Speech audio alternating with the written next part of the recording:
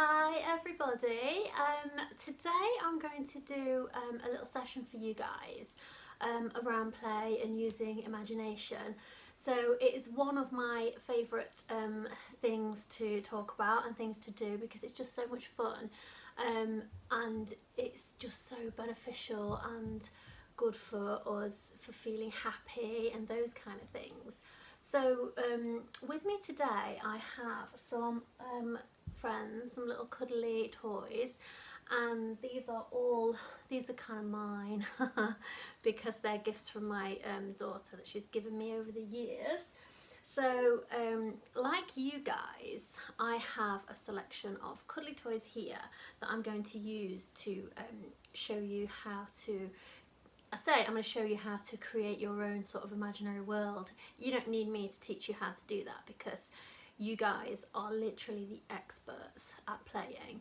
And one of my favourite things about my job is when I get to sit with you guys and you get to play, and I watch you play and watch your ideas and listen to you describe your stories and your characters and what's going to happen next, and it's brilliant. So you don't need me to teach you how to do this, but I'm just going to give you some pointers of how you can use play in your time that you have at the moment at home to just feel lovely and have lots of fun.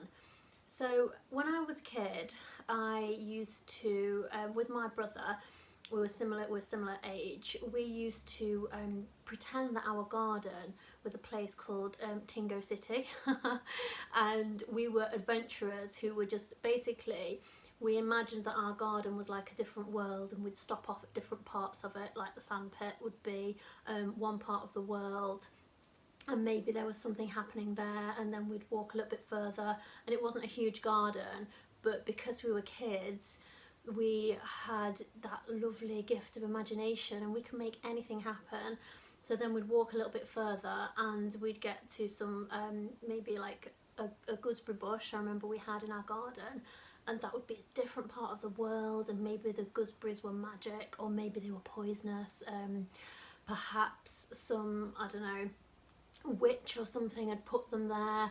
I can't remember that storyline, but I'm just guessing that could have been something that would have happened. And sometimes we'd even like take snacks and a packed lunch to go on our little adventure around our garden. And to us, like I say, because we were children, it felt so real and it felt like we were literally in a different world.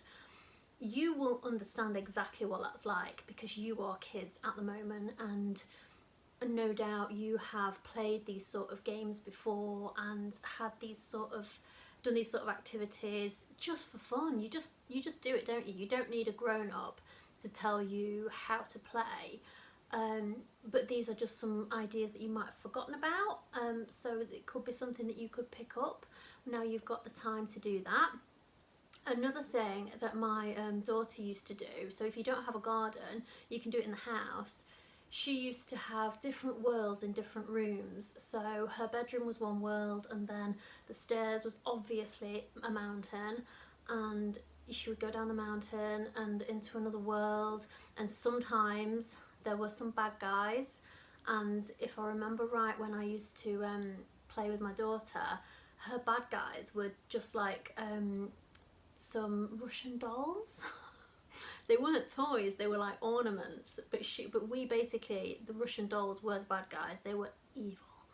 And a lot of our game was about defeating the dolls, and every time we played, and these were all of her ideas, I just kind of went along for the ride. Whenever we played, the dolls would have done something different, some evil thing, and we had to rally all of our good guys, all of our cuddly toys and whatever toys we had to try and defeat them. So I'm not going to tell you how to do this, but you can use cuddly toys. You can, you know, obviously give them the personalities that they have. You don't need lots and lots of toys to be able to do this, because you, with your brilliant imagination, you can make anything part of your story. So I know when I've worked with you guys in schools, sometimes I will just collect random objects from around my house, and I know I've done an activity around that, and I will put them in a tub and give them to you guys, and you'll have some toys as well, but you will make these random objects come to life and they'll mean something to you. So a stone will become a magic dragon's egg, and you know, a key will be a key that opens an invisible door that takes you to a whole different world. So you don't need loads and loads of toys to be able to bring your imaginary world to life. You just need you, and just maybe a couple of objects, few objects. Your house can be great inspiration for another world. Your rooms, the different rooms in your house can be different parts of the world, like my daughter used to do. The weather today isn't brilliant, but I'm sure at some point it will be nice again. You can use your garden if you have access to a garden. You can do this if you get to go on a daily walk with your family maybe. If you get to walk around a park, you can just imagine that the park is a different place and different things are happening.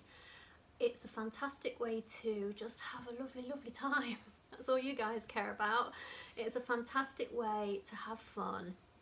But the bit that you probably don't really feel as interested in is that while you're using your imagination, you are processing your feelings so that you can just make sense of your world. You are growing your brain so you can get good at problem solving.